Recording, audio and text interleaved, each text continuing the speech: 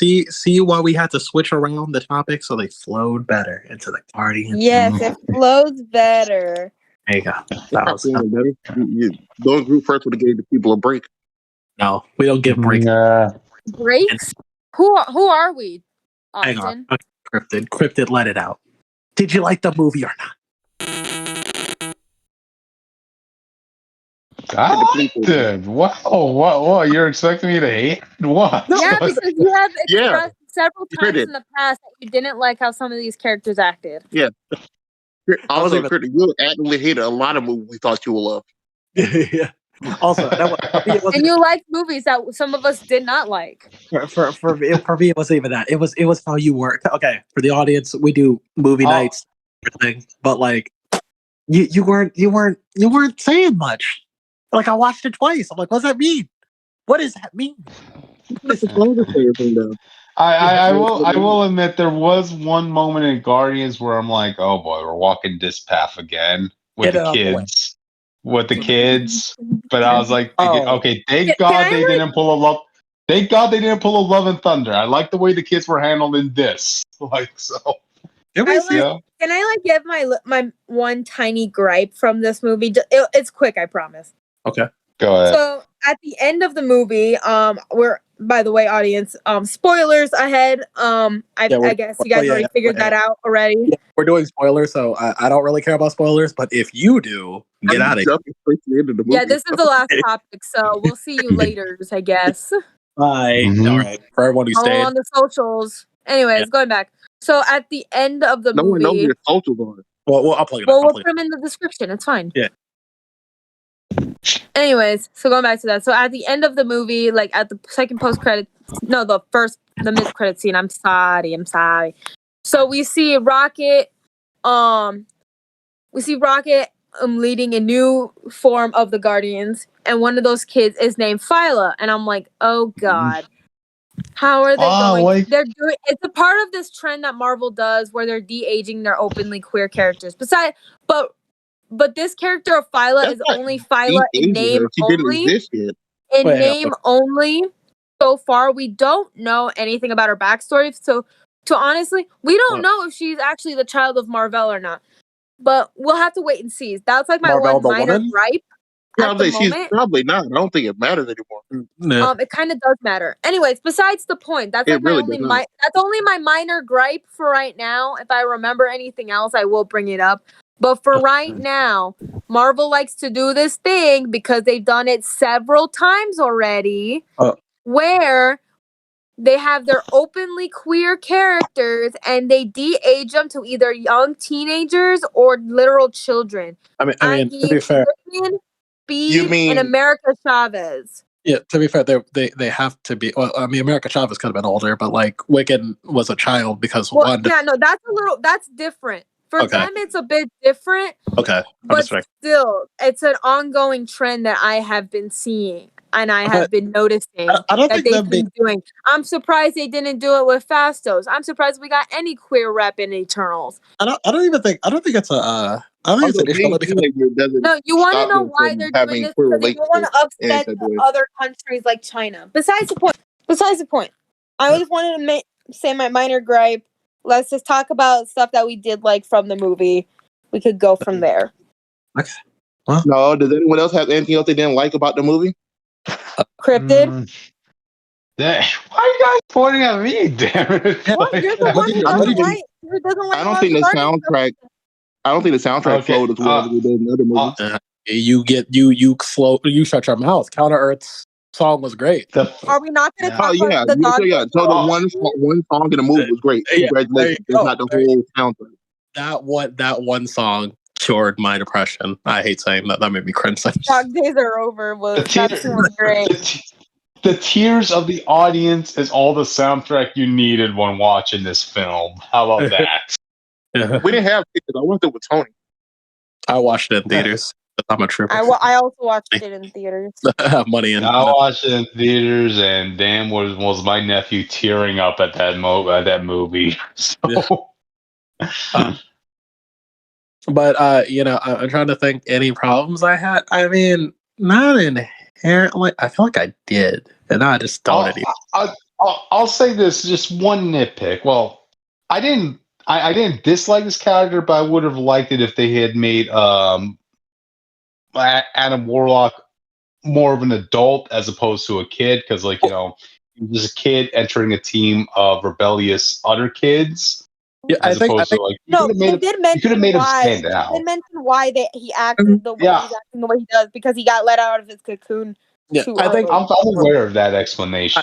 But I'm just saying, what I would like, I agree with you. I would have preferred if he was a bit more mature, but for right now, I'm not angry. Well, no, because here's I see that, because especially we have the glorious Guardians of the Galaxy video game, but the reason why I'm okay with it is because I think this Adam Warlock has room to grow. I think the actor does a great job, and there's still room for him to grow into the more serious but also kind of goofy one from the game, and that's the target we can all agree we're trying to go for. If not, just say so now. But I just remembered something. Oh well, give me 1 second. Sorry. But yeah, I think he could still get there. I mean, especially because I feel like with Adam Warlock here, maybe we have to do the Magus storyline at some point if we keep him around long enough. So we're gonna have to get. Yeah, the thing about Magus is that you have to take your time with him. It's like Dark Phoenix. Yeah, so maybe it will give him room to have to do some character growth and maybe be that serious but goofy guy. I mean, I gotta say, the opening scene with him just squaring off against all the Guardians that was all the Guardians. I mean, that was dope, man. I was jumping. Also, where he became a cat dad, that was so cute. Yeah, that was okay. He was when he gets stabbed, he was like, "I don't like how this feels." Yeah. Well, no, I'm glad. So, I know he had I know he had a little pet thing, but I'm glad the movie didn't rub that pet into the audience's face. I like that too. Why would we do that? We already got Rocket. And Groot's not a pet. Baby Groot grew up this movie, bro. He's a big boy. He's a big boy now. This is the son of Groot. Yeah, the son. You see, that's what Miracle Grow Shakes does to a Groot. I just remembered something that I was a little bit bothered by, but not super crazy bothered by. Okay. Good. So the character of Aisha, the gold lady. Yeah. Uh-huh. I thought of the Power Ranger. In the comics, Aisha's always trying to get with Adam Warlock. And I want to a friend of mine mentioned this. If you can't be mommy, you got to be mom, and that's literally what she did in this movie. I think that's kind of a cool reference to keep it relevant. I was about to mention that too.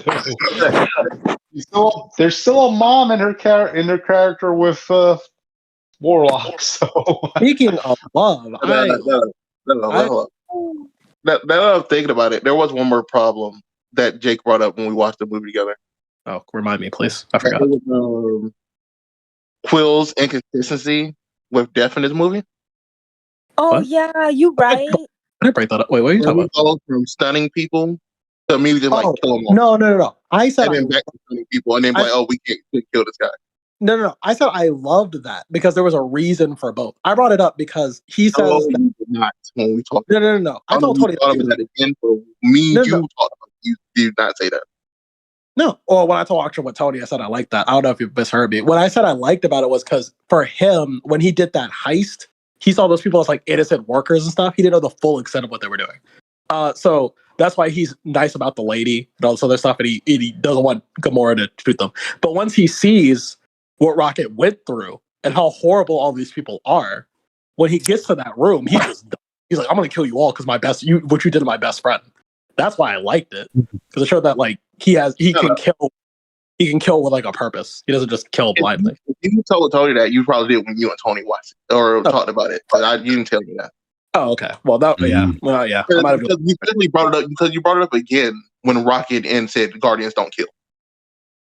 Oh, yeah. I was making fun of Rocket because he was saying because I'm a freaking Guardian of the Galaxy. I'm like, well, probably kill more people in this movie, but okay. Wait. When was it established that the Guardians don't kill? It's not at the end of the movie when he was going to kill, when they were going to kill the High Evolutionary with the gun when he was on the ground.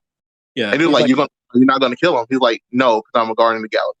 Yeah, you guys, those guys killed Ronan the Accuser. They killed Ego the Living Planet, and now they have a conscience about. They didn't have a no kill rule. We're saying for some reason they're making one now. That's what we're talking about. Rocket makes a no kill rule because I guess my interpretation of it is like Rocket wants to be better, and that's why Quill Ned's like, you'll probably be a better guardian than me because now you take it even further than me. Quill's thing was like, I won't kill you if I don't have to, but if I think you're an asshole, I'm gonna kill you. I don't even care. That was always. All right, I was just making sure because I thought I forgot. Oh yeah, no. I must have just misspoke. But let's see. But speaking of Quill, I like him in this movie, and I think this is where I was kind of hoping he would be. In terms of he's an effective leader, you know. He's going through his own problems, you know. He's kind of simping for Gamora, but that's that's okay. Gamora probably gave it to him good, but not this, you know. But he was an effective leader. He was coming up with quick on the move strategies, and they weren't doing the thing I hated in the cartoon where they're always taking the piss out of him, even when he does the right thing. So I like Quill in this movie. I don't know how you guys feel about it. I liked how Drax and Mantis were treated in this movie, you know, like with their characters. And I also like how Nebula didn't really get a character arc. It just mostly solidified who she is as a person, which I also like.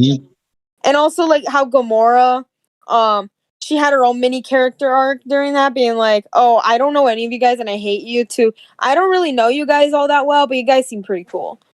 Yeah, I did like the Rocket art of I gotta stop getting angry over everything. It's okay. I do like that Gamora did have that. But Gamora for her, it's more like this Guardian. The idea of her forming the Guardians just sounds silly to her, because it was right before she even got the chance to do that. Which I guess is a callback to Guardians 1, because for all of them, the idea of them being heroes was kind of stupid for them. But they just felt like doing it at the end. So for Gamora, it's like she hasn't had that character growth yet. So seeing her play catch up with the rest of the cast was really kind of fun.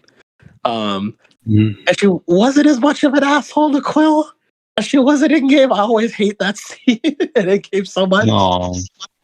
But I did appreciate it this time where it's more like Quill just keeps bothering her about it. So she just gets fed up and she's like, yo, stop. I'm not your Gamora. Please, leave me alone. But, you know, it also ties into the High Evolutionaries thing, because I don't know if you guys caught it, but Quill Rocket says you weren't making the world better, you just didn't like things the way they are, and Quill tells that something to that effect to Gamora when he's leaving, like, yeah, I know you're not the one that I wanted, but you're okay just the way you are, basically. So I did like how he was paying attention to Rocket, that helped him grow. So also, I like how in the post-credit scene they made a reference to how Kevin Bacon got basically trafficked. That was a good one.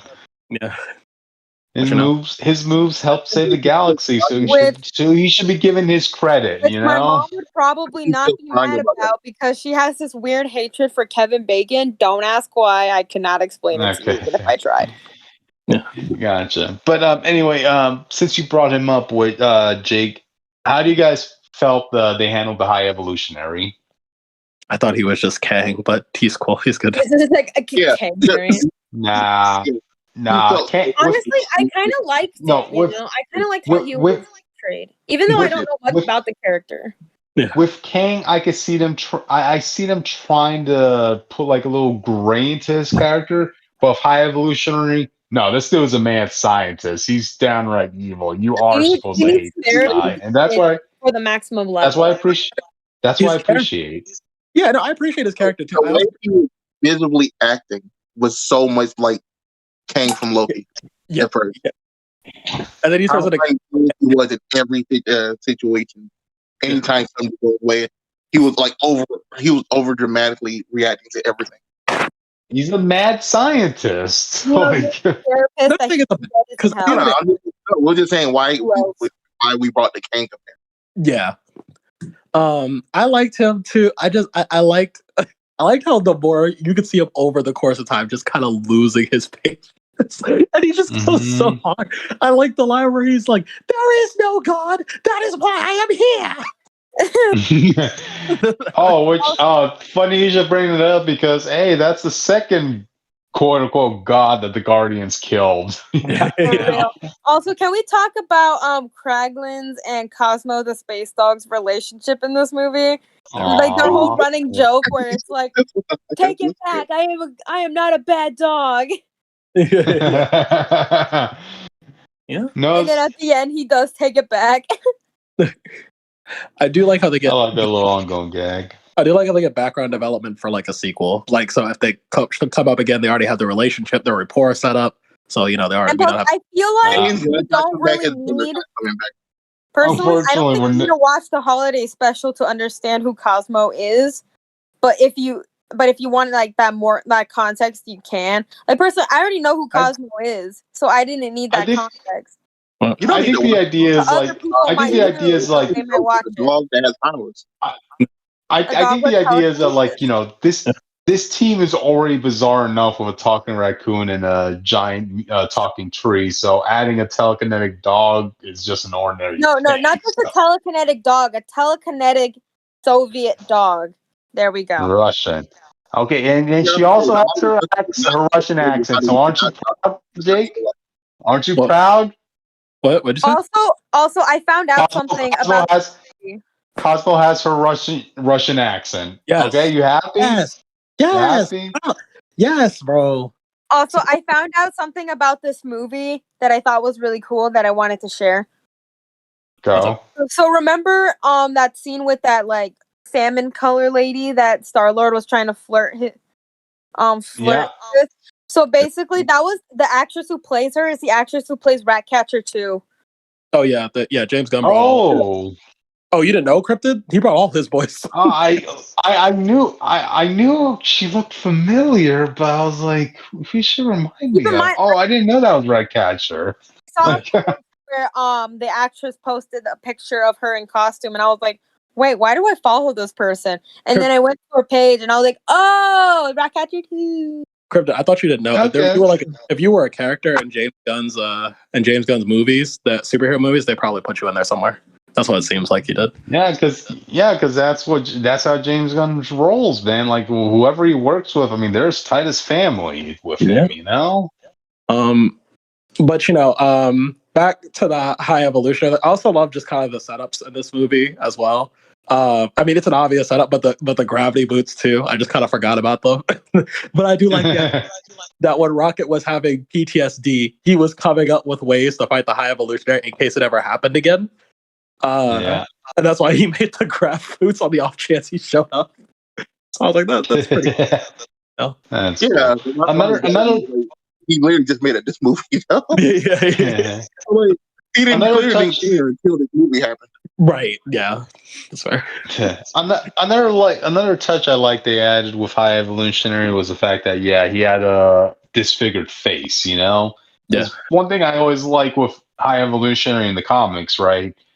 Dude's always going through some experimentation on himself. Like, I remember the first time I saw his face was in Uncanny Avengers, where he was just a mashup of different animals' faces all rolled into one.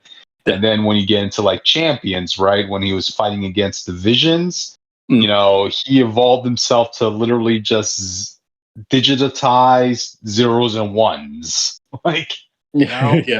Also, I'm glad they kept that trend. Also, on the planet where it was like the Beast people, I liked how they had a Vocaloid song in there. Yeah. The what? Oh god, they had a Vocaloid song in the movie. Oh, is that the song where they show up to the planet? It's like doon doon doon doon. Is that the one you're talking about? No, it was like the one that kind of sounds like gibberish. It was when the Guardians was the song on the radio they turned off. in the Bat Family house. Man, I felt so bad because I actually started liking that planet, you know, especially with that one bat lady. Yeah. But dang, High Evolution just kills them. There's so much slaughtering going on in this movie. Cryptid, another person who has killed more people on screen than Thanos, by the way. Yeah. Cryptid, in my head though. Because he based this off of Earth. It seems like in the 20s. I like not 1920s, 1940s, 50s. I thought like you saw that Animal Boy being jumped, I thought that was their version of Steve Rogers. That's my wow. We could have had a Captain Counter Earth. But yeah, I like the idea that like when High Evolutionary went to Earth, he's like, okay, you know what? I'm going to base my next planet off America. Oh, let me guess. That's why you like it more than the Celestials. Okay, get out your system. There you go. Yeah, you know me. I'm phobic against all Celestials. You the know only what? Celestial. Cryptid, I will agree with you on that. The Celestials are the worst. Exactly. The only good Celestial for me is that floating head, and I'm glad they turned it into a battleship because that's all they're good for, in my opinion. Hilarious. While we're still on the planet, let's get it out the way. Yes, this is the first F-bomb in Marvel. I checked that apparently, I think it's Bob Iger was in charge. Apparently, he put a hard stop on any use of the F-bomb in the MCU. But I think this movie got an exception. I think because it was James Gunn's last movie and it was Guardians. So Yep. So that's so it was a really great use. I love how they didn't use it for anything dramatic. It was just like this really out of pocket gag. It was hilarious. When did they drop F-bomb specifically? I forgot. At the car scene between Star-Lord and Nebula. Yeah. Peter tells her to get in the effing car because she keeps fumbling with the boat. Yeah. Just double checking it because I tend to zone out like certain things. But I think what I like about the scene too is how well Chris Pratt acted that whole scene. You could see. This is like one of the only movie, like the only MCU movie where I could stand Chris Pratt in it. You guys got to remember, like all the scenes they shoot, they had to have reshot those scenes like 6 times over. So yeah, there had to have been frustration build up after a while, you know. Yeah. I just like the whole acting, and even like trying to tell her like, he's like, there's a button under the door. You press it. Okay, now what? Open the effing door. Killed me. I just love that whole delivery. But yeah. Also, we could go to the plot twist of the movie that no one dies, and yeah.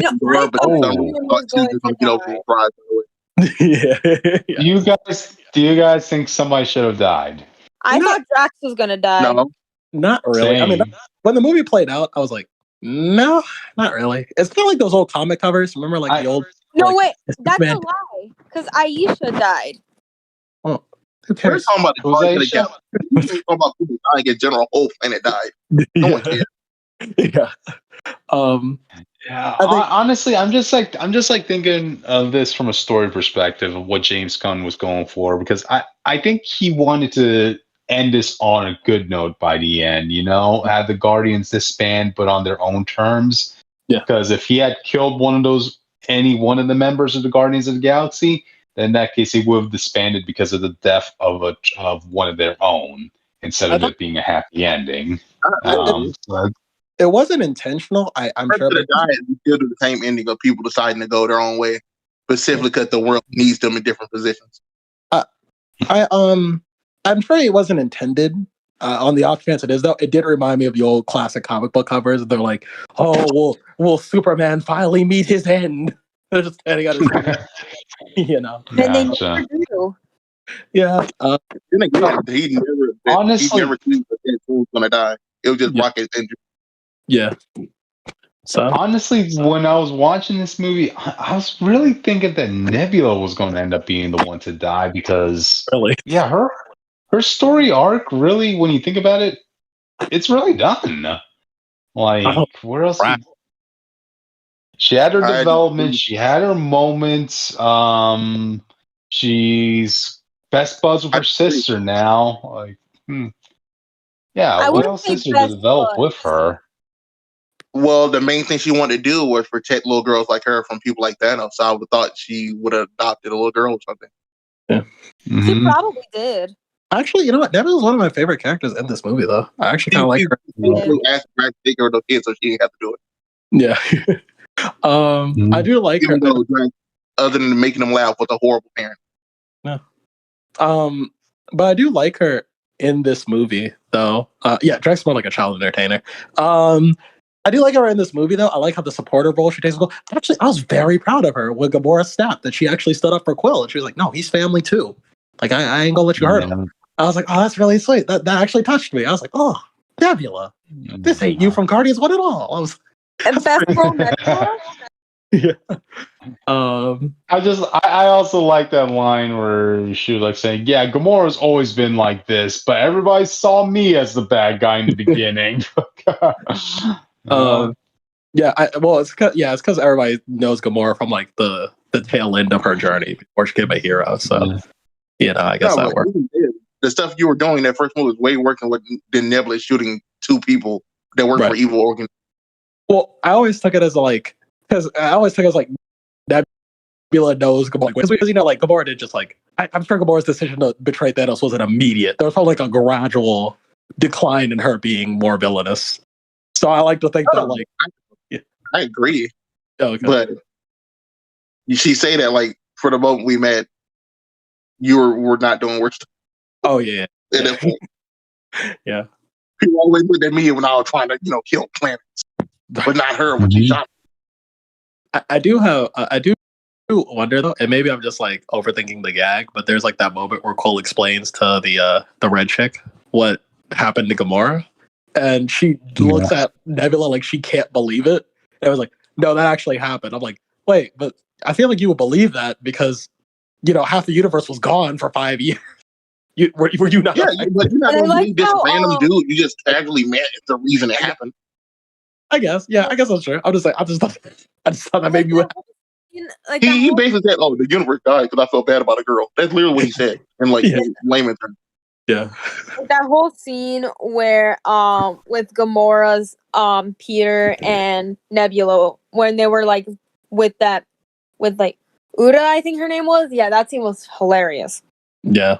I will say this. I didn't like a little line where they were looking through Rocket's memories, right? And Nebula's like saying, "What Thanos did to me is nothing compared to what High Evolutionary did to Rocket." Yeah. And I'm like, are you guys in Drama Olympics here now? I remember. That's what I am because we saw like Gamora's insides, like your body instantly. I know, replaced when I saw that scene, it was like, oh yeah, this was like what the Trauma Olympics, which is what when a lot of people do.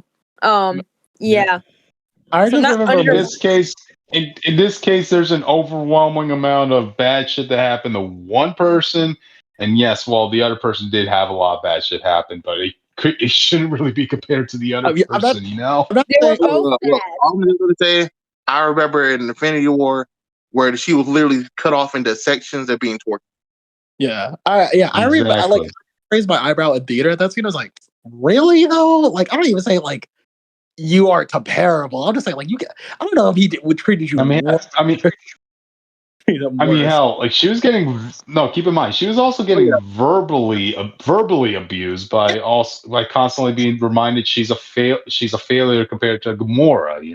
All her surgeries were awake, and Rocket seemed not to be. And then earlier she was like Thanos replaced by eyeballs compared to a Rocket, where it's like, yeah, I don't think he was that bad. He was just getting his eyes. He replaced everything on Nebula. Nebula is full robot by Infinity War. Right. You see him physically rip all her components apart with the power and torture her like that. Yeah. Maybe she just feels that way because Rocket's now like a good friend of hers too, because she clearly bought. And keep in mind, Rocket bleeds. Nebula doesn't. So what does that say? That Nebula used to bleed. She was being tortured and body parts replaced while she was awake. She was a person. Yeah, I just think Nebula was speaking from a place of we can also talk about how Nebula just kind of got fed up with Mantis and Drax. I guess that was funny. And like that scene where they were in prison and the kids were like hanging out and they couldn't and like Nebula and Mantis were trying to explain the plan. Yeah. And then Drax was like literally speaking to the kids in like their language, and then Nebula was like, "Wait, what?" I guess they give it. I guess we fully go into. we got to remember that like this is the most Nebula had to spend time with Mantis and Drax on screen, you know. So I think we should. They deserve it. They're only in that position because they left their post. Yeah, and abandoned for no reason. In Nebula's defense, yeah.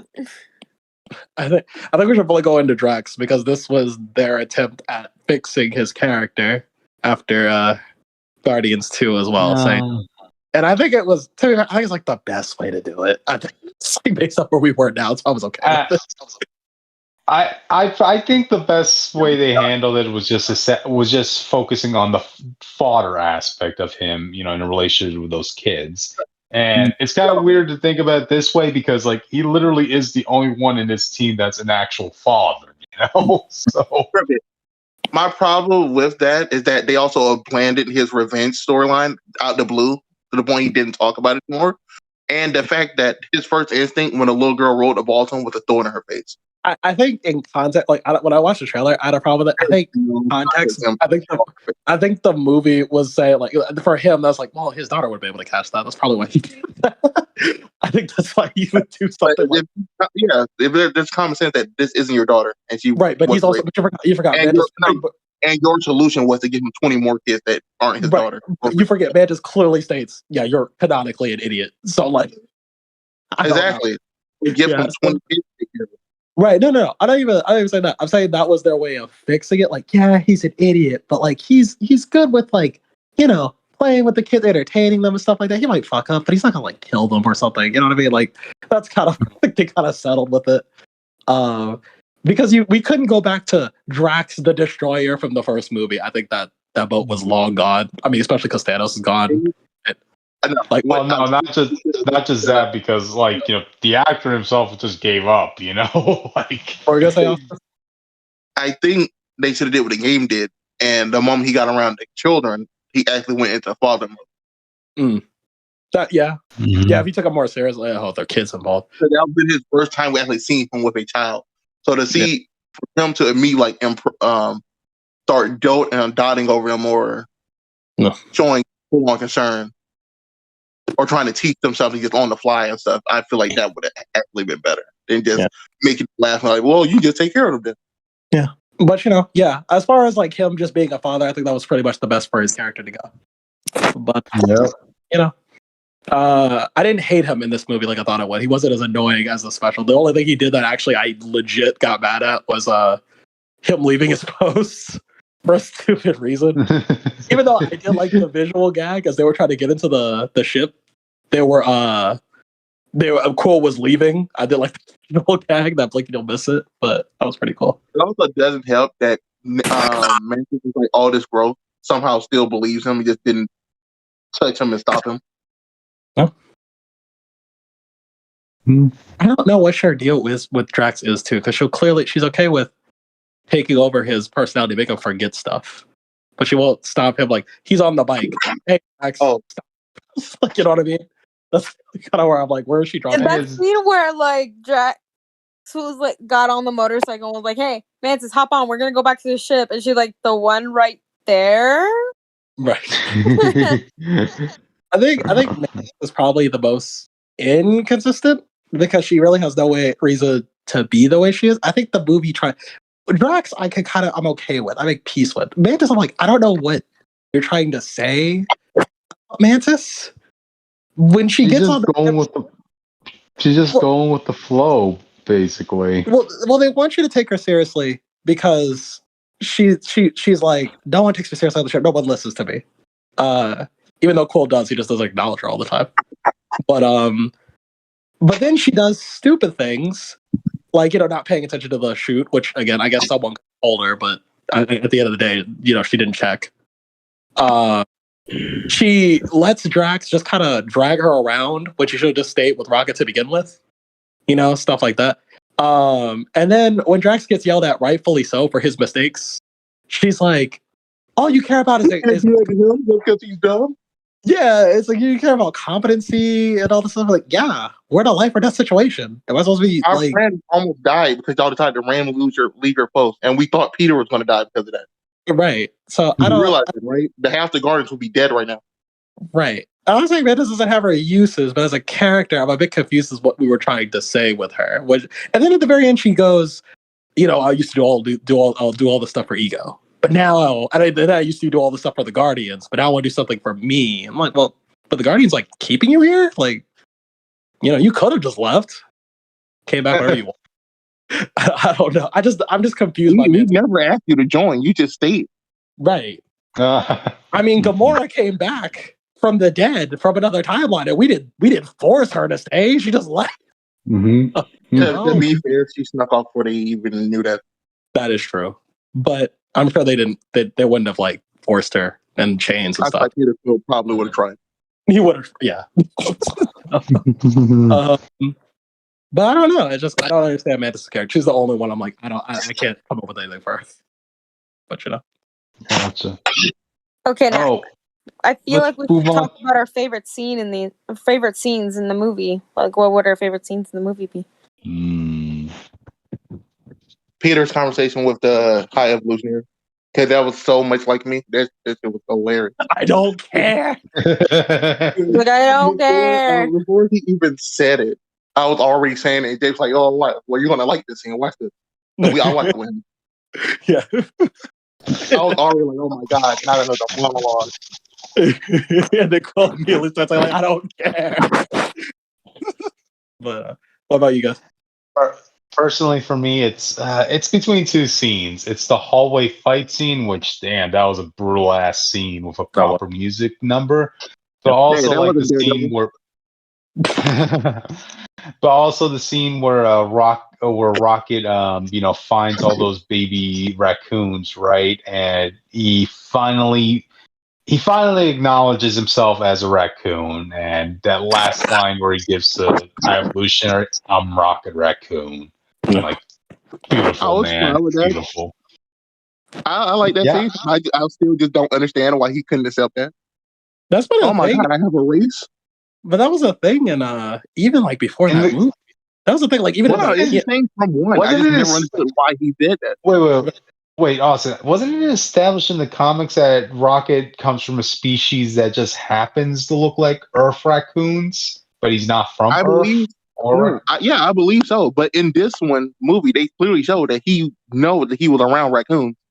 And then his parents on. Yeah. What do you mean? He doesn't know did he know he was from Earth? No, I don't think so. But he knew these animals and stuff, and they've been to Earth. He undoubtedly seen a raccoon. Yeah, maybe if he's seen a raccoon.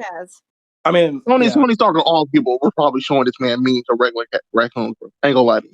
The Avengers probably showed him what a raccoon was and be like, "This is you." Yeah, I feel like how curious he was about it. He was following Earth. He probably would ask someone about it. No. He probably, what's a freaking raccoon? He had 5 years. I don't believe it. So like, I'm not a raccoon, and then Tony like gets angry. He puts a picture up to his face. This is you. Like I just want to get like this.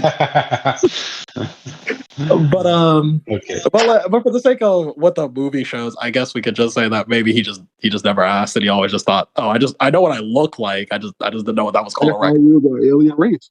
Yeah, I was alien race. You know, the first one never recognized me as that.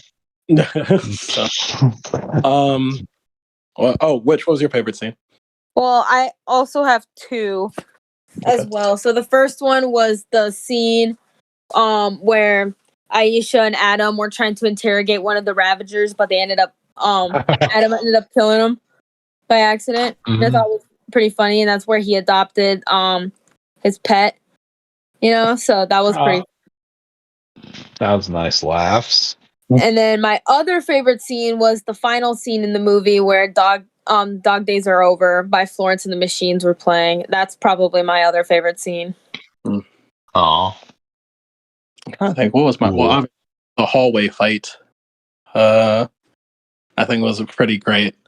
I kind of like the scene. Where Quill just kind of jumps out the window and drags that dude through the dirt. Oh my god! That was pretty brutal. Like I said, it just shows how much Quill hated seeing his friends suffer. Like that was the idea he had for making that guy suffer for what he did to Rocket. So that would have been my second favorite. And also just ripping that mechanism out of that guy's head, like of his carcass. Damn. Yeah. Like I said, I just love a competent Quill, bro. I love seeing the journey, bro, from Quill going to like a goofy thief to a competent leader. I just love to see that. And you'll continue seeing that journey. Say that again, Austin. You didn't pick up. I said that's why I was telling you when we saw it. I was like, that's why this is my favorite Star-Lord. So far, he's the only one that's actually close to cool OG comic book Star-Lord. Yeah. Before the movie made him joke. Yeah. I think in retrospect it makes his journey better because he's a bit, and this is a bit more of a bitter Quill. Like he's kind of like over it. Like he's like, bro, I've lost so much, and now my best friend's gonna die. I don't want to lose him too. So I don't want my bestie to die. Yeah. But I do also like thematically. I mean, Ego was kind of like in your face, but I did like Ronan in the first movie because he kind of thematically resonated with the Guardians. Where like no one took the Guardians seriously, and like Thanos and his troops never took Ronan seriously, so they were both trying to like they both wound up just being like the catalyst for this big galactic event. But in this one, it was more like the High Evolutionary strives for perfection, and so his arch nemesis are these imperfect people. Even Adam Warlock and his imperfections as well. I did like that as well too. So I thought that was pretty cool. I did. Well, why didn't you think that was cool? Aisha was great. How dare he grab her face and start checking her teeth and stuff like a blade. Yeah. So that was in the comics, right? Like the Sovereign was made by Evolution. I don't know. I'd be stuff. I don't know. I just thought it was funny that he was like, "Oh, he's flawed because you're flawed." I was about to say, but you made her. Doesn't that logic fall to you? Well, no. I'm trying to make perfection. There's a reason Rocket is smart by your own limit. I think about it. I love that scene where you realize Rocket was smarter than him, but he lost his shit. How did you know? He's a mad scientist and he pulls it off. I think it's funny. Yeah. If he was any smarter, in general, he would have won. Because he would just sent Rocket back to his state, and then he would have just had them all prepped for surgery, and he won. I think, but that's why I think the High Evolutionary, because we noticed like throughout the movie, he is only smart, and that is it. He is no strategist. He is very bad at it. like he thinks he's best. Like overly emotional for no real reason, from our understanding, because we don't know his backstory. It seems like the movie was hinting, because the way he acts in the beginning, it seems like the movie was hinting at he's just getting progressively frustrated about something. I couldn't tell it was because it was. I think it's a reason of his mom not loving him. There you go. He's a perfectionist. Like he doesn't like to the extreme. It wasn't exactly. It's unclear if Rocket's but credit, what gave him this drive to do so? What did he see that was so imperfect? Are you telling me he only started after he saw Earth? No. This was long before that. Like he was creating other subspecies like Adam Warlock's people. No, that just happened in the past 5 years. That was after Rocket. No. But he says something to the effects. I forgot what part of the movie, but it ties into the line where he's like, "There was no God, that's why I'm here." He was like, "I saw the universe was imperfect." I guess he was just surrounded by societies, and he's obsessed with it. I know it don't need to be in the movie. I don't think that affects the movie that much. But I would like James Gunn to come out and say what. I think it was mentioned before that he created other species in this movie. Yeah, he created up to 88 batches before Rocket. Yeah. But I just mean that those people specifically came after Rocket. No, Rocket is 89. Yeah, he's batch 89. Rocket perfected. Yeah, that is 89. So I said he made 88 ones before Rocket. Yeah, Rocket perfected the people version of that. So yeah, the Sovereign came after Rocket blew up his wing. Well, after Rocket left. I do like how this movie elevates Rocket to literal. Your creation proves he's smarter than you. makes a better thing to do, and then everything you make out of that is still flawed. Yeah. I do like that's why I love when he's confronting Rock. It's like, you're my God. He's like, he just goes on ahead. Like, you're the bring up everything I did to Rocket specifically. I'm gonna go do it to 2 more raccoons. We're gonna see it for it. I like it because you can see the actor like starting to spit at him. He's like, you're the you guys, you're nothing. Oh my God! I hope that actor didn't pass out from that scene, bro. That probably took all of the wind out of him. But so do you think we're gonna see the new Guardians? It's crazy we got new Guardians for new Avengers, but you know. Aside from Sean Gunn, I'm pretty sure we'll see the others. Honestly. Okay. I can see Sean Gunn coming back if for a cameo, but I don't think he's gonna do like a full movie thing. Exactly. Go back nowhere. I feel like he's classy enough to come back and film a scene. Well, we didn't get it.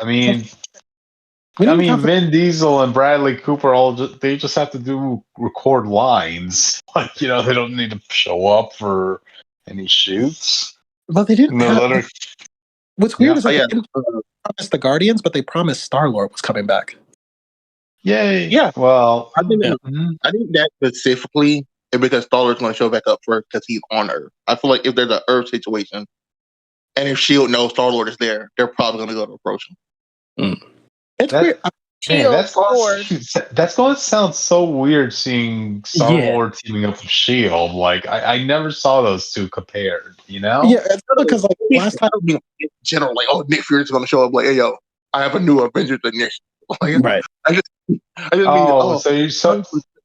just mean there's something to space. Let's go talk to the dude from space.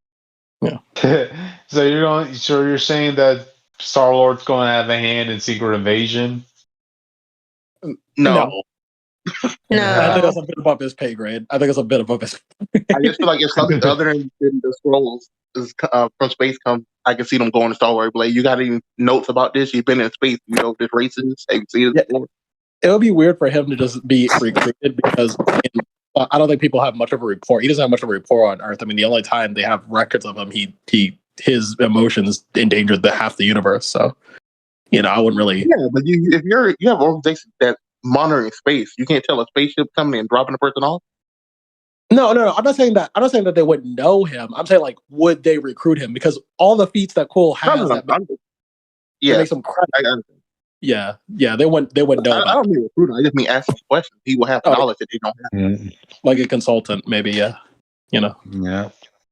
I mean, hey, who would you rather have as a space consultant? Star-Lord or Captain Marvel, after all? They're going to do Cruise Captain Marvel. When it comes to this galaxy, apparently Star-Lord does more. So that is a great point. I think they would just call Carol. And that doesn't Star-Lord. No. I'm not saying that. The problem with calling Carol that she doesn't seem to be known or know anything about this galaxy, which most of the outfits are in or come from. He didn't know that. It is weird, but if we're going by what the narrative seems to be, we'll know in the Marvels. I'm just going by what I'm. Basically, they'll call Carol. She'll be like, I don't know, and then they'll go find her. Right. Well, we're going by the Thanos thing, which is a big. To be fair, that is pretty big. But I'm willing to bet that at her side of the galaxy, she does know stuff.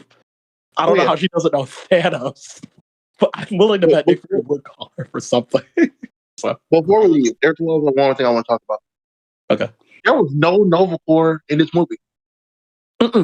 Yeah, because they all got obliterated, man. Here's you do realize for years they were talking about bringing Nova back and restarting the Corps and all the other stuff. That's literally Nova's main story. Is him being restarting the Corps. They had a dozen characters in this movie to add someone else. I think that's their reasoning behind. It's just been a post-credit scene. It could have just been a background thing where they say, "Oh yeah, the Corps. Apparently, there's a guy bringing the Corps back together." Well, okay. So you won't have to guard the galaxy as aggressively as you've been doing because you're the only force out here. I think it's fine that the Guardians of the Galaxy do their own thing. I think they're more like the Avengers of space. I think that's what the Guardians 2 is trying to set up. But I think, and hear me out, maybe Captain Marvel has a say in the Nova Corps coming back, only because she's the only other person in space. And the Guardians don't have to focus on them, really. So it's the thing that just happens for them. Like, back. That's what I mean. That's what I mean. Like specifically, they're probably been saying, "Oh, they're just the Avengers of space." Instead of space is way bigger than Earth. Right. This is you get in your ship and you just fly 5 minutes, and there you go. But it does help with world building. I think what would sell Captain Marvel more too is if she actually helped sell the cosmic side of Marvel with the Guardians. So the Guardian setup, nowhere is like the central hub again, but this time it's more like lawful. We also got set up that the Guardians, again, like we were saying, is the Space Avengers. The Ravagers are back, and they're still like a big, impressive force, and we got the, companies now can exist in space. Captain Marvel could probably just reintroduce the Nova Corps, since she's the more lawful character anyway, and the Guardians are more like the rugged heroes. She's more lawful character, so why with her? Do anyone remember what happened to the Central Intelligence from Marvel, Captain Marvel? No. I thought he died. That's what I was wondering. I was like, you can rework that into the Nova computer thing. Yeah. Mm-hmm. Yeah, I think Captain Marvel could have started them over. I just feel like if the Nova Corps had 5 years or something to start up some type of system again, and if we didn't have it then, it's probably not going to happen. Yeah. I just don't see the Guardians going another way to do it because they don't care about the law that much. They care about I didn't think it was going to be like a big thing in the movie. I just thought it was going to be like a line or a post-credit scene or something. Right. The legendary Star-Lord starts the Nova Corps. You should do it. I guess. I wouldn't mind that. Yeah. I guess we should wrap up. So, okay. Final thoughts on the movie. I liked it. Pretty good.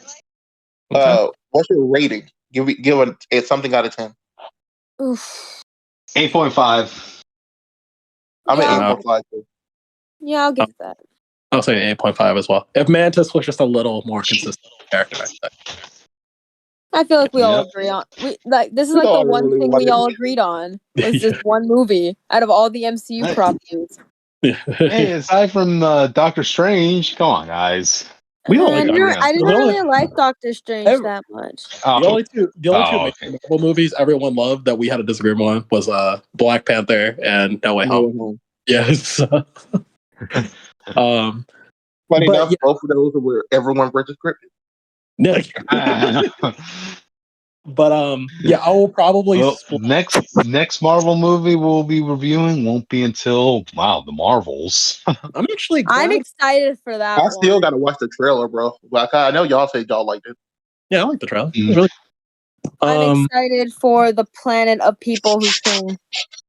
I have a feeling that movie will be a better movie than Captain Marvel, but I know it's not going to make as much money as the first Captain Marvels, and who knows? Who knows? It's not crossing $1 billion. Throw the other one out of the park. No. To be fair, I think that's a good thing. So we see the general ballpark of where this movie can make. Because is it going to be like Ant-Man level ballpark, or do they have like expectations like Ryan level money? Nah, I think it's thing to see. I think you're talking about like the 500 million range. That's it. Yeah. I feel like it's going to be between Ant-Man and Thor, but I do think this movie is probably going to be better than both. Yeah. Mm-hmm. So actually we're going to cut the review off here as far as the editing goes. I just final thoughts. So that was our first episode. Yay!